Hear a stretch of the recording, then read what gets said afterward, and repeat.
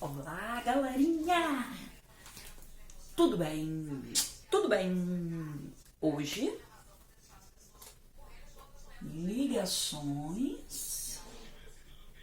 químicas e por isso que a gente estuda a tabela periódica antes, porque a minha tabela vai mostrar quem se ama de verdade. Positivo, negativo, por tendência de perder e ter tendência de ganhar, respectivamente. Se isso acontece, existe um motivo para isso acontecer. Então, existe uma instabilidade na camada de valência, no nível de valência, que é o último nível. E essa instabilidade, ela é muito bem percebida em quem termina em S e P. Então, quem termina em S, lá na distribuição eletrônica, ele vai da família 1A e família 2A ter, respectivamente, um elétron e 2 elétrons no último nível. Então, o que vai acontecer?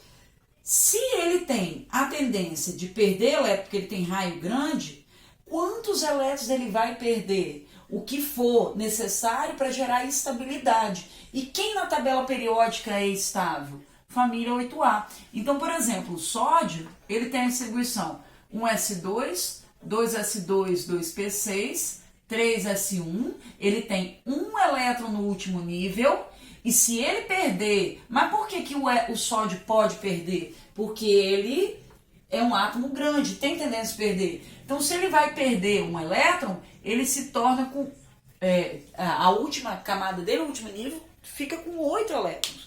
Então, essa instabilidade, a gente chama isso de regra do octeto, mas você só pode usar a regra do octeto se você tiver as famílias A, que são os elementos representativos. Tanto a família 1 e a 2 e o alumínio gostam muito de perder o elétron, apesar do alumínio estar aqui, ele é um metal, certo? E a tendência dos metais é perder elétron.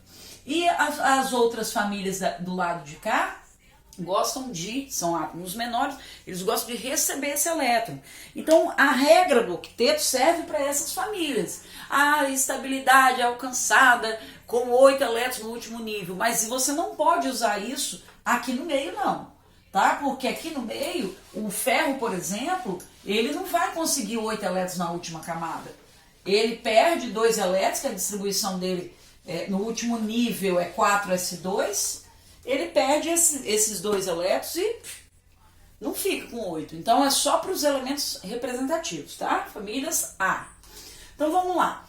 A primeira ligação que a gente vai ver hoje, a única que a gente vai ver hoje, é a ligação iônica. O que é ligação iônica? A ligação iônica é quando eu tenho a formação de íons, que eu sei que são os cátions e os ânions. Então, os dois, por serem opostos, se atraem. Então, a ligação iônica, ela não é uma ligação, ela é uma atração. O que vai acontecer? O átomo vai perder um elétron e o outro vai ganhar esse elétron. Se isso acontecer, os dois se atraem. Então, os compostos iônicos, por exemplo, o Na e o Cl. O Cl é a família 7A. E ele tem 7 elétrons na última camada. Então, esse elétron aqui, ele vai para esse cloro por questões de energia. O cloro libera uma energia, porque ele tem alta afinidade eletrônica, o sódio perde esse elétron e o cloro ganha esse elétron. Aí, quando isso acontece, esse Na ele fica positivo e esse Cl fica negativo. Então, eles se atraem. É uma atração entre cargas opostas. Tanto é que se eu pegar o NaCl sólido e colocar ele na água, ele vai se transformar em Na+, e Cl- aquoso. Os dois aquosos. Mas, gente, por que separa? Porque eles não estão ligados, eles só estão atraídos. Então a água faz essa separação. Como é que a água faz isso? Assim, ó. Tá vendo? O NaCl tá sólido. Aí eu tenho a água é polar. Então o que vai acontecer? O O da água, que é negativo, como é que eu sei que o O é negativo? tá lá na tabela. Ele vai atrair o Na para um lado, ó, ele vai atrair esse íon. E o hidrogênio vai atrair o cloro para o outro lado. Então, eu separo os dois. Vai o Cl para um lado e o Na para o outro.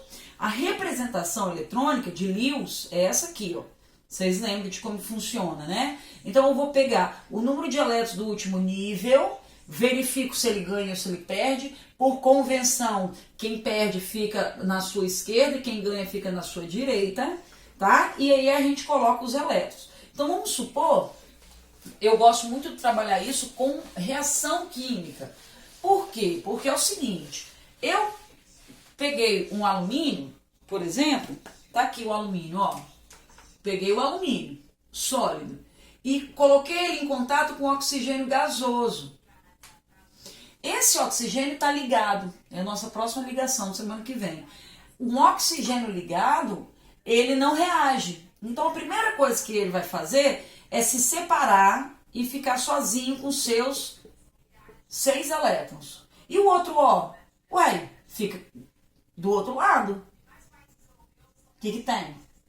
Não pode ter um ó sozinho na vida? Claro que pode. Alumínio, 3. Por que é 3? Família 3A. A tendência que o alumínio tem, como todos os metais, é de perder elétron. E a tendência do oxigênio muito eletronegativo é ganhar esses elétrons. Então, o que nós vamos fazer? O oxigênio precisa ganhar 2 elétrons. Só que o alumínio quer perder 3, não importa. Na vida não existe só um oxigênio. Na vida existe um mundo de oxigênio. Então, eu vou pegar outro oxigênio e vou dar esse elétron para ele. Só que ele tá triste, coitadinho. Por quê? Porque ele precisa de mais um elétron. Então, eu vou na minha gaveta, pego outro alumínio, dou esse elétron para ele e esses 2 eu vou fazer o quê? Vou dar para outro e outro. Cada oxigênio ganhou quantos elétrons? Cada oxigênio ganha 2. E cada alumínio perde 3. Para satisfazer, eu preciso de 2 alumínios e 3 oxigênios. Então, essa reação acontece pela disponibilidade no ambiente de O2. Não significa que você vai usar O2, porque quando ele faz reação, ele deixa de ser O2, o O2 morre, e daí ele fica disponível. Então, o que eu vou precisar? De 2 alumínios e 3 oxigênios. 2 alumínio e 3 oxigênio. Por que eu botei 1,5? Porque eu vou usar uma molécula, que já tem 2, e mais meia molécula, 3, tá? Então, isso aqui é mais pra frente, mas eu gosto de fazer assim. Então, eu posso te perguntar assim, qual é o produto da reação entre o alumínio e o oxigênio? Você não pode só somar. Direto vocês colocavam isso aqui, ó, na prova. Não é isso, isso não existe. Eu preciso ter um balanço de cargas. Como é que eu sei que eu tenho um balanço? Qual foi o total de elétrons perdidos? 1, 2, 3, 4, 5, 6. 2, 3, 3, 6. Qual foi o total de elétrons ganhos? 1, 2, 3, 4, 5, 6. Então houve um balanço de cargas. Um perdeu o que o outro queria ganhar. Então eles se unem. Esse composto ele é sólido. Todos os compostos iônicos são sólidos. Como é que eu sei disso? Porque eu tenho uma substância altamente polar e polos opostos se atraem. Então a substância ela está muito junta por atração. Essa união deles faz com que eu tenha alta temperatura de fusão. Para você derreter o sal de cozinha são 804 graus Celsius. Né? A ebulição 1300, 1400 graus. Então tem alta temperatura de fusão e ebulição. Alta solubilidade. Por que eu tenho alta solubilidade? Porque são muito polares, assim como a água. Então a água abraça eles através de atração, certo? E você não vai ver gasoso, não tem como, porque eles estão muito atraídos, é sólido. E são solúveis em água. Então cuidado na hora de balancear a carga, porque uma reação não significa uma soma. A reação significa uma atração de interesse, por interesses, né? E de ganho e perda de elétron. Não é para sair fazendo de qualquer jeito.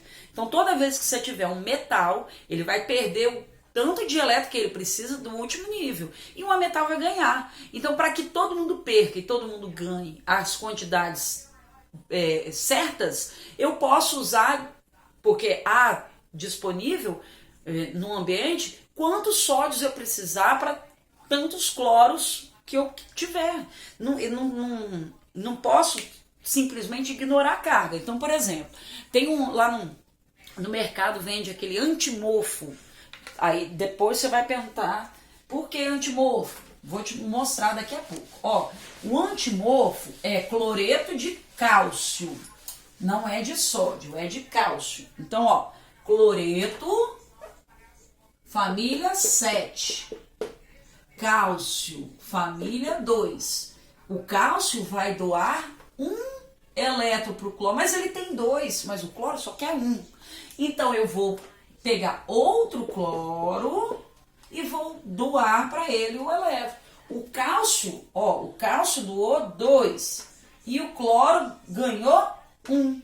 Então, para que eu satisfaça o cálcio, eu preciso de 2 cloros. 1, 2. Então, é a regrinha que a gente desce aqui, ó. O 1 não precisa e desce o 2. CaCl2. Agora, por que que eu coloco uma vasilhinha, parece uma vasilhinha de quali, que tem uma gradezinha assim, a grade, e cloreto de cálcio aqui dentro?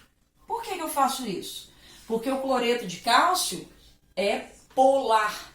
E a água também é polar. E o que que é o mofo? O mofo é um fungo. E todo fungo precisa de umidade. Se esse cara roubar, tirar a umidade de dentro do guarda-roupa, por atração, o mofo morre. Então, o que acontece entre cloreto e a água é uma atração fatal. E aí a água, aí as pessoas falam assim, nossa, ele derreteu. Gente, cloreto de cálcio é iônico, altíssima temperatura e difusão, ele não derreteu não, gente. Ele se dissolveu na água. É o que acontece com o saleiro, que quando entope, ele está puxando a água do ar, a umidade, e aí ele fica dissolvido. Nossa, o sal derreteu. Tá doido? 800 graus, o seu saleiro ia derreter também, né? Então ele não derreteu, ele simplesmente se dissolveu, tá bom? Agora vocês vão fazer os exercícios, não se esqueçam que a tabelinha periódica que a gente faz vai resolver nossos problemas para sempre. Então, positivo, negativo, atração. Não é uma ligação, é atração, tá bom? Ó, mosquito. Ó, um beijo. Hoje eu tô gravando sozinha. Então eu vou ali desligar, tá? Um beijo pra vocês.